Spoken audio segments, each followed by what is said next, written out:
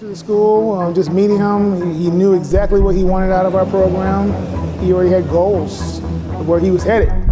So he's just his passion and focus and being part of the industry. What you wasn't learning in that 8-month course, Cortez was the person to teach it to you, you know what I mean?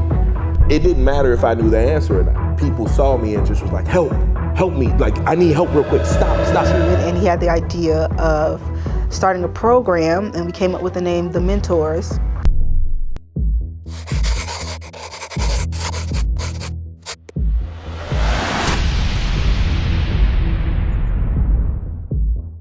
My name is Cortez White.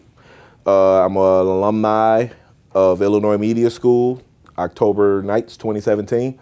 Also a graduate of the Audio Emphasis program, former IA program director, and now I'm just here to help. I'm a firm believer that character comes from hardship and traumas and things like that. I guess a significant time in my life would be,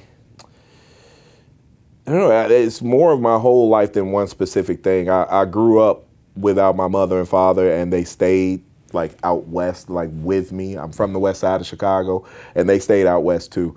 And as a younger child, you know, things don't make sense. The world is what it is, and you just kind of go with the flow. But I think I developed a bit of a pity party for that. Like it was more of a woe is me type of thing. And I think the most significant time was the time where I found God and realized that, like I say, I wasn't any better than anyone else. And my life wasn't so much of a punishment, more of a blessing. And then I started looking at the way that my life went different.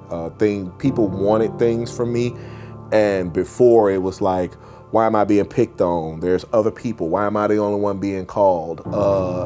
And afterwards, it was more like, no, there's nothing wrong with helping people. Even if they're taking advantage of you, the karma don't come around your way. That negative karma comes back to them. But you doing something right for someone, even if you're being taken advantage of, even if something's wrong about it, you still get good karma. So I think that's the most significant thing when I realized that it was less about how people were treating me and more about how I treated them in return, or how I treated them regardless of how they treated me. To him, he just wants to help other people like any way he can. He wants us all to succeed, and that's something that, you know, we should all strive for, because it's like, you know, we're all connected in the grand cosmos and scheme of things. You know, we're all connected, and so by helping each other, so it just means to him being a man of God and doing God's work, and, you know, just uplifting others. Like, he's always willing to go an extra mile for people. He's always willing to give the shirt off of his back for anyone. It's just incredible to see that. When I was coming up, they called me Cinderfella because I did everything in my home. And I thought it was unfair. My brother was 1 year younger than me. Like, there's no excuse for you not taking out the garbage or cleaning up the dog poop like I have to, going to the store 5, 6, 7 times a day. It's like, why do they only call me? I thought it was unfair. I thought it was unjust. I thought that somehow there was favoritism, like they loved them better than they loved me. And then my father, and we didn't get along, but around this time, he at least accepted that I was his son, and he would say stuff. And it was his mother and his aunt that raised me, and they were a little much. And he pulled me to the side one day and was just like, look, I get it, it's not fair, but the truth is you're dependable. That translated here. It didn't matter, like, you know what I mean, that if I knew how to do it or not. When people saw me, they knew I was dependable. They knew that if they stopped me, didn't matter what the problem was. We could have just argued 5 minutes ago. If you stop me, I'm going to help. I'm going to stop right now and see what we're doing. If I can't help you right now, that's because I'm helping somebody else, but I got you next. It was instilled in me, I want to say accidentally, I don't know, from childhood, and it just translated over. I think the easiest part about being here at IMS is the fact that all I had to do was be me. What's up, everybody? My name is Miss Randall. I'm one of the admissions coordinators here at the Illinois Media School in Chicago. If you're ready to start your career in media, guess who can help?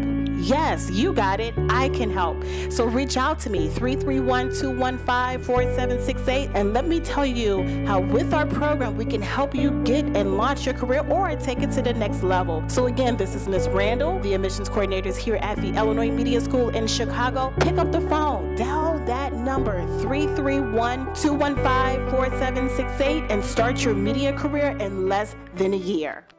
I feel like music led me to where I am right now. Basically because it's all the same thing. When I was a kid, I'm always going back to when I was a kid. When I was a kid, drawing was how I got away from the world. Like bad things happen, you go to a notebook, you kind of zone out everything else. You know what I mean? And that was my thing. I went to my happy place, if you will. You'll forget people are even around you. Your mind will go somewhere else. For me, music.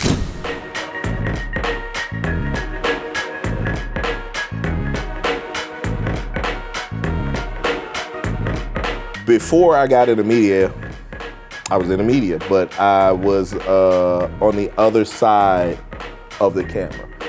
Before I rapped. Like he used to rap and stuff, maybe you guys know.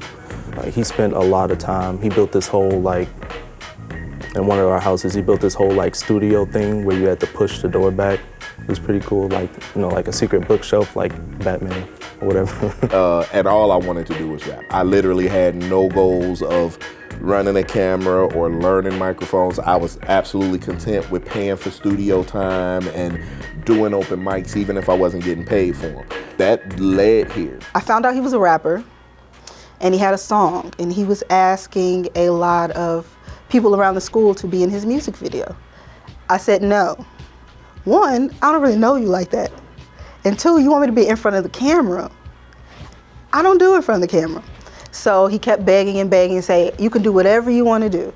So I got in front of the camera in a green room on State Street and I did like a two-step and I snapped my fingers a couple of times and that's all it was. Kick it off with first of all to all of y'all who hate on how we sing. It's still a hello, my friend. How you doing? Where you been? And to all of y'all involved in here to watch me do my thing. I know we've all been. I start classes, extra excited, can't wait to learn, but I'm asking questions before time. Everything that I need to know doesn't start yet. Turns out you have to finish a 9-month core program before you can even start the audio emphasis. Wanted to get started quick, fast, but that wasn't an option anymore. I started doing radio on Windy City Underground. Didn't want to be a radio personality, but I gotta admit it wasn't a bad idea either. I could use that time to learn the mixer, get better with leveling. While radio, we out west Chicago, you are the best. Things that would help me down the line in what it is that I'm trying to do. Audio emphasis was the best thing that happened to me. It was the number one thing that needed to happen.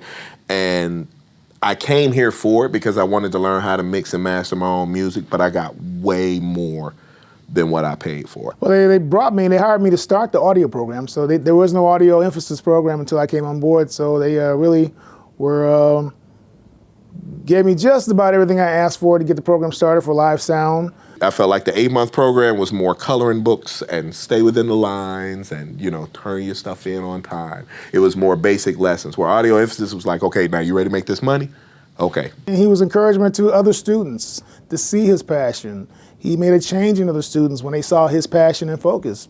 People came to class a different way. I could tell after the first week, he created a new professional environment with the students that were part of his class. They weren't quite as sharp, weren't quite as passionate. So now our friendship kind of is him pushing me to do things that I don't want to do sometimes, but me becoming better for it in the end. There's no obligation in helping people. I know better than anybody else that everything I do is from the kindness of my heart, and if I don't want to, I can say no, and there's nothing wrong with no. My number one thing I noticed as a student, when I was a student, was that if you needed help, there were limited amount of resources.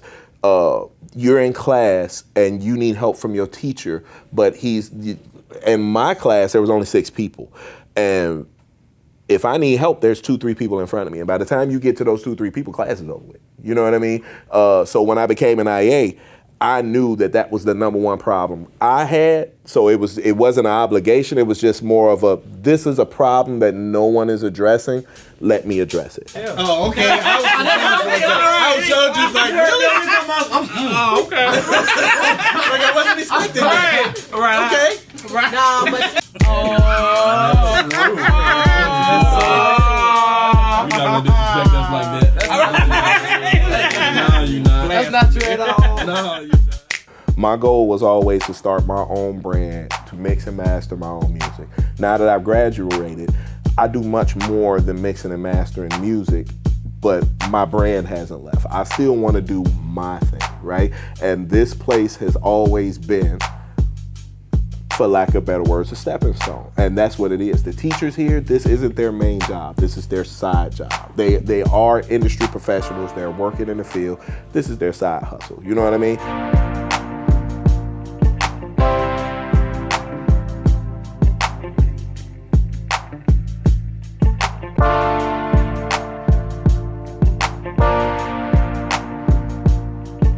Again, there's a difference between someone who wants something for you and something from you. If you find yourself not getting anything out of whatever it is you're doing, they probably want something from you.